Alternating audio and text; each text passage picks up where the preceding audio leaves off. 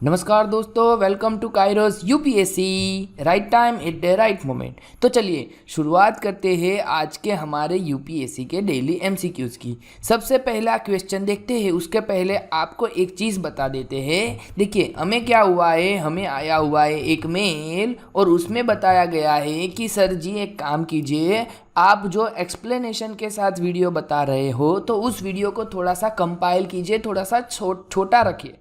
मतलब कि अभी हमारा जो वीडियो तकरीबन 20 प्लस और माइनस 2 मिनट जो रहता है, यानी कि 18 से लेके 22 मिनट के आसपास हमारा वीडियोस पहुंचता है, उस वीडियो को आप 15 मिनट के आसपास रखिए। देखिए अगर मैं 15 मिनट के आसपास रखने की कोशिश करूंगा तो क्या होगा, जो एक्सप्लेनेशन वाला पोर्शन है यह आपको खुद पढ़ना है। जब तक आप एक्सप्लेनेशन पोर्शन नहीं पढ़ोगे तब तक इस एमसीक्यू सॉल्व करने का कोई मतलब नहीं है। चलिए तो आप लोग बताइए क्या किया जाए, क्या एक्सप्लेनेशन पोर्शन में थोड़ा सा छोटा कर दूं या फिर जिस हिसाब से हम चल रहे हैं उसी हिसाब से आगे बढ़े। ठीक है, आप हमें मेल कर सकते हैं, हमें टेलीग्राम दे सकते हैं या फिर आप हमें इस वीडियो के कमेंट बॉक्स के नीचे बता सकते हो। ठीक है, चलिए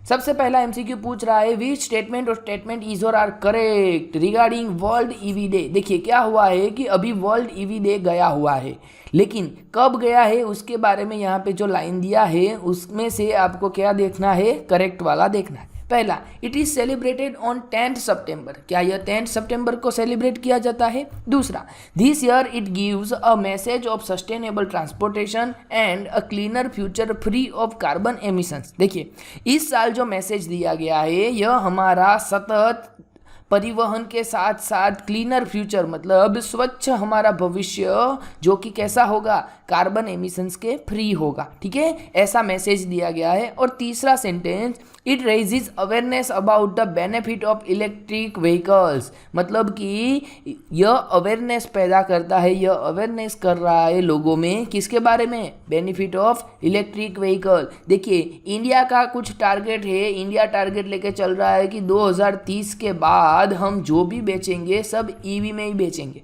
ठीक है, तो यहाँ पे तीसरा सेंटेंस सही है, दूसरा सेंटेंस भी सही है, लेकिन जो 10th वाला है यह 10th सितंबर नहीं है, ये कुछ और है। ठीक है, तो पहला सेंटेंस हमारा गलत हुआ। अब पहला गलत हुआ तो साथ ही हमारा आंसर हो जाएगा ओनली 2 और 3, यानी कि ऑप्शन बी।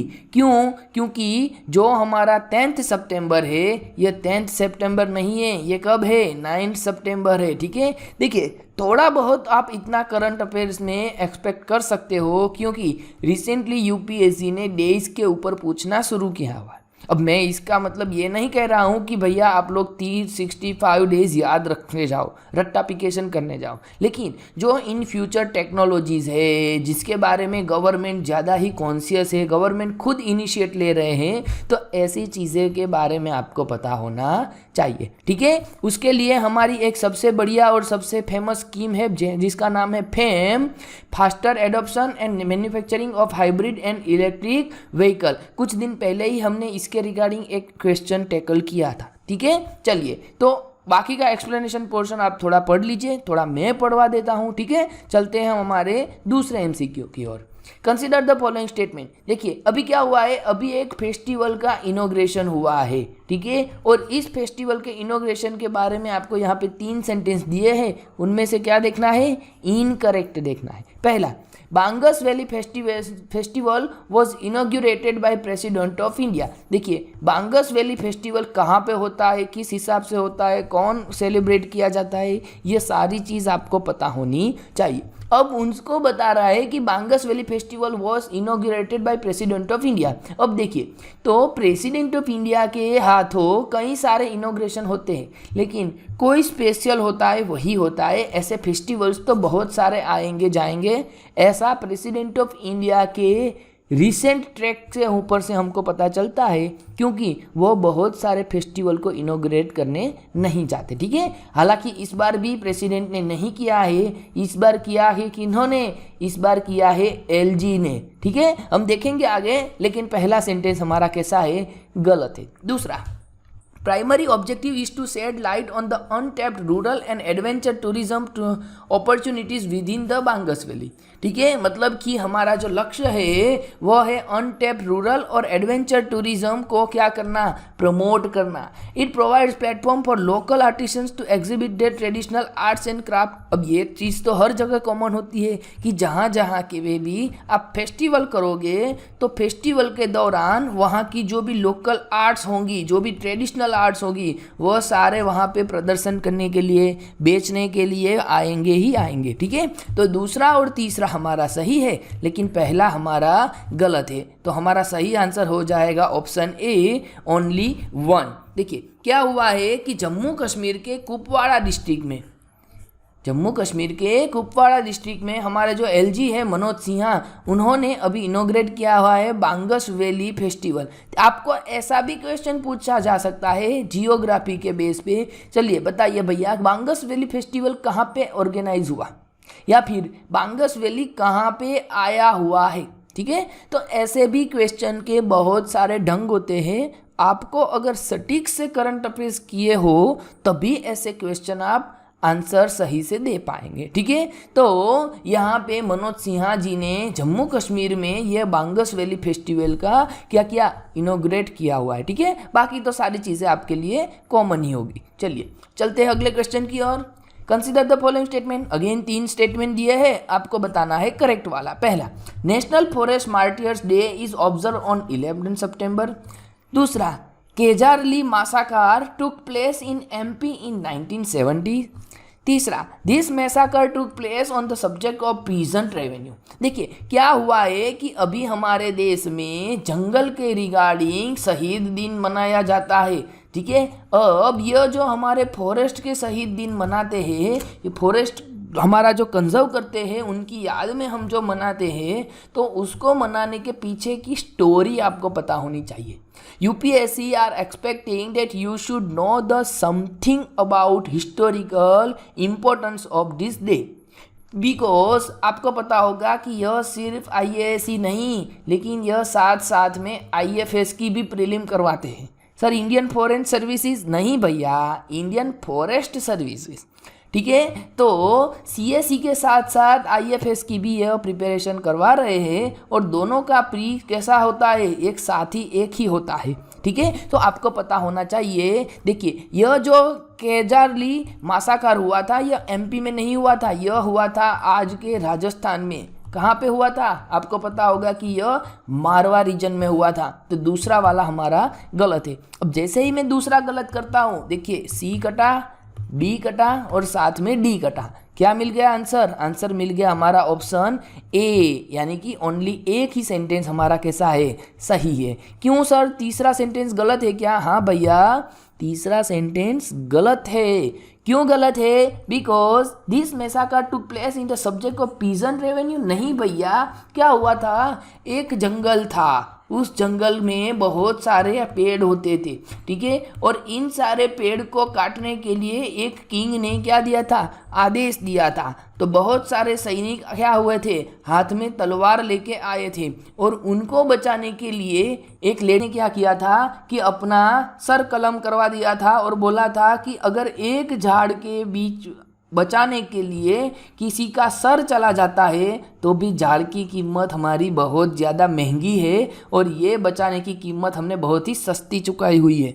ठीक है, यहाँ तक बोल दिया था। और ऐसा एक मासाकार हुआ था कि जो भी लोग बीच में आए थे, राजा के सैनिक ने उन सब को सर कलम कर दिया था। ठीक है, तो यह स्टोरी के बारे में आपको पता होगा। फिलहाल हमारा आंसर ओनली एक, यानी कि सिर्फ पहला वाला सेंटेंस ही सही है। देखिए क्या हुआ था, तो यह जो हमारा केजराली मासाकार हुआ था, यह मारवाड़ रीजन में हुआ था। ठीक है, और अमृता देवी बिश्नोई के साथ साथ 363 बिश्नोई भी इनमें शहीद हुए थे। ठीक है, तो उन्हीं की याद में हमारा यह दिन हमारा क्या किया जाता है, उन सभी लोगों को याद किया जाता है। ठीक है, चलिए consider the following statement. 3 sentence दिए हैं, उनमें से देखिए क्या पूछा है, रॉन्ग वाले आंसर। पहला, स्वच्छ वायु सर्वेक्षण 2023 was conducted by Central Pollution Control Board. दूसरा, as per this report Indore, Ahmedabad and Amravati boost the cleanest air in India. अरे भैया अहमदाबाद कहाँ से आ गया? ठीक है, इंदौर हमें पता है कि भाई स्वच्छता में पूरी दुनिया में पूरे देश में पहला नंबर आता है, लेकिन अहमदाबाद इसमें क्लीनेस्ट में आया, ये तो बहुत ताज्जुब की बात है। तो दूसरा सेंटेंस तो हम कर देते हैं गलत। अब दूसरा जैसे ही गलत किया, हमारा ए कटा और हमारा बी कटा। सर जी क्यों कटा? क्योंकि हमें पूछा है रॉन्ग, ठीक है, हमें पूछा है कैसा वाला, इनकरेक्ट वाला पूछा हुआ है, और इनकरेक्ट पूछा है इसका मतलब यह होगा कि हमारा जो भी आंसर होगा उसमें 2 नंबर तो आएगा ही आएगा। चलिए तीसरा देखते हैं। Vayu portal was launch for monitoring national clean air programme implementation. नहीं, ये भी हमारा सेंटेंस गलत है, क्योंकि यह वायु नहीं, यह हमने किया हुआ है क्या, प्राण किया हुआ है, प्राण। ठीक है, प्राण नाम का एक पोर्टल लॉन्च किया हुआ है। पहला सेंटेंस सही है, दूसरा तीसरा गलत है, तो भैया डी जो है हमारा सही आंसर होगा। ठीक है, चलिए क्या हुआ है, तो अभी स्वच्छ वायु सर्वेक्षण 2023 कंडक्ट हुआ था, जिसको किया है सेंट्रल पॉल्यूशन कंट्रोल बोर्ड ने, और इस रिपोर्ट के हिसाब से इंदौर, अमरावती और फरवानू हमारे देश में सबसे क्लीनेस्ट शुद्ध हवा वाले सिटी है। ठीक है, और एक और चीज़ यहाँ पे बता दूँ कि यह जो किया है उन्होंने प्राण पोर्टल किया हुआ है। ठीक है, प्राण पोर्टल को लॉन्च किया हुआ है। चलिए नेक्स्ट एमसीक्यू आपको पूछा है। देखिए अफ्रीकन यूनियन अभी बहुत ही ज़्यादा चर्चा में है। आपको पता होगा कि पूरी दुनिया का जो भी अभी नेक्स्ट टारगेट है वह है अफ्रीका। ठीक है, क्योंकि अफ्रीका को अभी रिसेंटली G20 में प्लस किया हुआ है, तो अभी G20 क्या हो गया, G21 हो गया। ठीक है, चलिए देखते हैं उसके बारे में 3 सेंटेंस, और उनमें बताना है रॉन्ग वाले। पहला, African union is a continental organisation comprising 40 African member states. भैया 40 है क्या? सोचो 40 है क्या? नहीं सर जी, यह 40 नहीं है, यह कितने हैं, 55 है। ठीक है, देखिए एक और चीज़ मैं आपको बता दूं कि अभी रिसेंटली क्या हुआ है, एक नाइजर करके कंट्री है, और उस नाइजर कंट्री में कूप हो गया है, कू हो गया है। ठीक है, हालांकि लिखा जाता है कूप और बोला जाता है कू हो गया। तो अफ्रीकन यूनियन वालों ने क्या किया कि नाइजर वाले तुम हमारे साथ में अभी थोड़े दिन मत आओ, पहले आपके वहाँ पे क्या लेके आओ, डेमोक्रेसी लेके आओ। ठीक है, तो इस वजह से भी अफ्रीकन यूनियन करंट में था। तो पहला सेंटेंस हमारा कैसा है, गलत है। दूसरा सेंटेंस पूछ रहा है it is established to promote unity and cooperation among African nation, foster economy and political integration. ये बात तो बिल्कुल जनरल सी है, कॉमन सी है, और वो कैसी है, सही भी है। तीसरा sentence, African continental free trade area create a single market for goods services across Africa. ये भी सही है। तो हमारा आंसर हो जाएगा ऑप्शन ए, यानी कि सिर्फ एक सेंटेंस जो है यह हमारा कैसा है, गलत है। ठीक है, so option A is the right answer of this question. देखिए बाकी की सारी इंफॉर्मेशन यहाँ पे दिया हुआ है। अब मैं आप लोगों को दोबारा नहीं पढ़वा रहा हूँ, आप खुद इस वीडियो को पॉज कीजिए और एक नज़र इन सारी लाइंस के ऊपर डाल दीजिए। ठीक है, चलिए तो ये थे हमारे करंट वाले सेक्शन। चलिए अब हम देखते हैं हमारा कौन सा वाला क्वेश्चन, देखते हैं हमारा यूपीएससी के स्टैटिक वाले क्वेश्चन, जिसमें अभी चल रहा है हमारा 2019। ठीक है, अब देखिए क्या हुआ था, जब शुरुआत किया था ना हमने इस वीडियो सीरीज की, तब हमने थोड़ा बहुत रैंडमली क्वेश्चन पूछ लिए थे। ठीक है, अब रैंडमली क्वेश्चन पूछ लिए थे, उसके बाद हमने क्या किया कि 2022, 21, 20, 19, 18 उस हिसाब से हम रिवर्स चले जा रहे हैं। तो जैसा ही मुझे लग रहा है कि यह क्वेश्चन ज़्यादा ही इम्पोर्टेंट है, तो चाहे पहले मैंने डिस्कस किया हो, हम फिर से आप लोगों की प्रैक्टिस करने के लिए उसको ऐड कर रहे हैं। ठीक है, तो अभी हमारा चल रहा है 2019। चलिए सबसे पहला देख रहे हैं, With reference to the legislative assembly of a state in India, consider the following statement। चलिए लेजिस्लेटिव असेंबली के बारे में बताना है। पहला, the governor makes customary address to member of the house of the commencement of the first session of the year. ये बात तो बिल्कुल सही है कि भैया पहला सेशन चाहे आपका नई लोकसभा का हो या फिर नए साल का हो, लेकिन कैसा होना चाहिए, फर्स्ट सेशन होता है। उसमें स्टेट में गवर्नर एड्रेस करते हैं और सेंट्रल में प्रेसिडेंट एड्रेस करते हैं, ठीक है। तो पहला सेंटेंस सही है। दूसरा, when a state legislature does not have a rule on the particular matter, it follows the Lok Sabha rule on that matter। भैया हम नहीं कह सकते ऐसा। क्यों नहीं कह सकते सर जी? अरे भैया ऐसा कहीं भी हमने देखा ही नहीं है। बहुत बार ऐसा हुआ है कि किसी स्टेट लेजिस्लेचर के पास ऐसा रूल नहीं है, तो उन लोगों ने वहीं पे आपस में सहमति बना के एक रूल फॉर्मेट कर दिया है। ऐसा शायद ही कभी देखा होगा कि भैया किसी स्टेट लेजिस्लेचर के पास कोई रूल्स नहीं है तो उन्होंने लोकसभा के रूल्स को फॉलो किया हो, ठीक है। तो दूसरा सेंटेंस गलत है, पहला सही है। भैया आंसर क्या पूछा है, करेक्ट पूछा है। ये हमेशा देख लेने का है, आपको हर बार देखना है कि करेक्ट पूछा है या इनकरेक्ट पूछा है। तो सही आंसर हो जाएगा ओनली ए, यानी कि एक ओनली, ठीक है। चलो नेक्स्ट एमसीक्यू पूछ रहा है in the context of polity. चलिए ठीक है, पॉलिटी में से है, which one of the following would you accept is the most appropriate definition of liberty. चलिए भैया आप सभी को जो चाहिए, घर से आज़ादी, यहाँ से आज़ादी, वहाँ से आज़ादी, बेरोजगारी से आज़ादी, तो ये जो एक्चुअल में आज़ादी है, एक्चुअल में जो लिबर्टी है, जिसका मतलब क्या होता है, आपकी स्वतंत्रता जो होता है वो क्या है। पहला, protection against the tyranny of political rulers. दूसरा, एब्सेंस ऑफ रिस्ट्रेंट्स। तीसरा, opportunity to do whatever one likes. अरे भैया ऐसे थोड़ी ना होगा, मुझे तो इच्छा हो गई कि किसी को मार दिया तो क्या इसको लिबर्टी कहा जाएगा? बिल्कुल नहीं।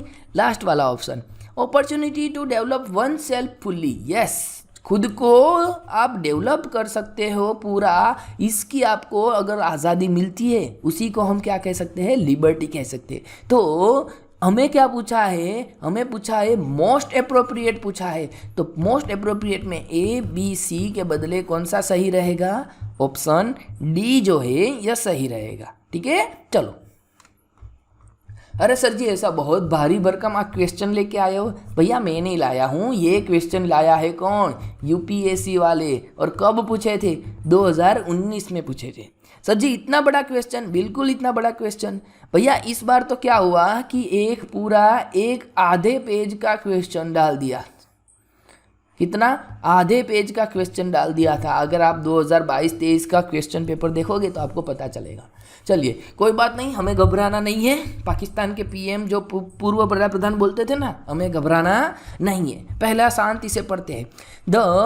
क्या दिखा है पहले देखिए कि consider the following statement. 4 sentence दिए हैं, उनमें से आपको ढूंढना है करेक्ट वाला। पहला, the United Nation convention against corruption यानी कि UNCAC has a protocol against the smuggling of migrant by land, sea and air.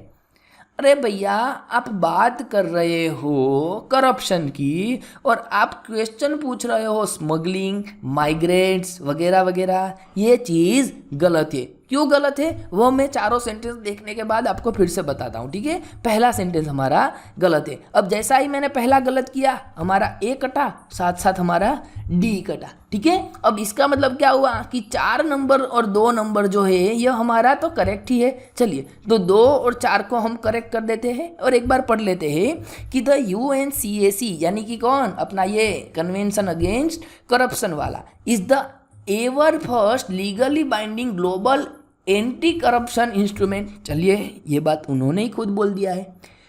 चौथा वाला देख लेते हैं। The UN office on drugs and crimes is mandated by its member state to assist in the implementation of both UNCAC and UNTOC। अरे भैया assist तो करेंगे ही ना, वो ड्रग्स और क्राइम दोनों की बात कर रहे हैं। तो चौथा सेंटेंस हमारा सही है। अब बात आ चुकी है सेंटेंस नंबर 3 की। चलिए देखते हैं। A highlight of the UN convention against transactional organize crime यानी कि UNTOC is the inclusion of a specific chapter aimed at returning assets to their rightful owners from whom they had been taken illicitly. अब देखिए, आप 1 number और 3 number को ध्यान से पढ़ेंगे तो आपको पता चलेगा कि सर जी दोनों सेंटेंस गलत है। क्यों गलत है? क्योंकि जहाँ पे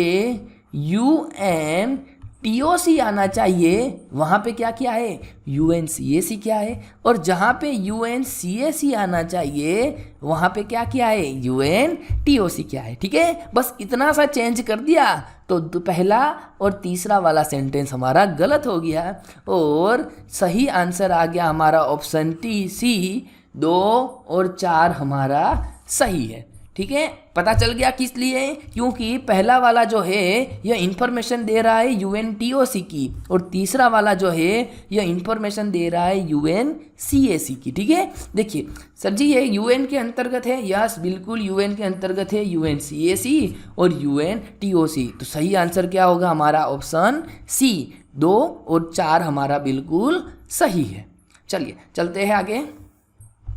Which of the following adopted a law on data protection and privacy for its citizens known as General Data Protection Regulation यानी कि GDPR।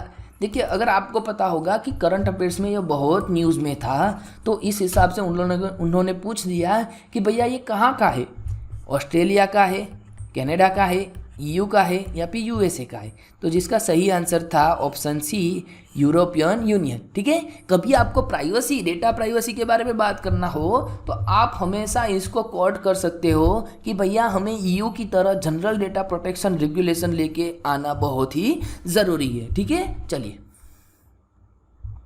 नेक्स्ट एमसीक्यू देखते हैं। Recently India signed a deal known as action plan for prioritisation and implementation of cooperation areas in nuclear field with which of the following countries. देखिए ये question है 2019 का, तो उस टाइम पे हमारा एक देश के साथ क्या किया था, न्यूक्लियर फील्ड के बारे में बात कर रहे थे।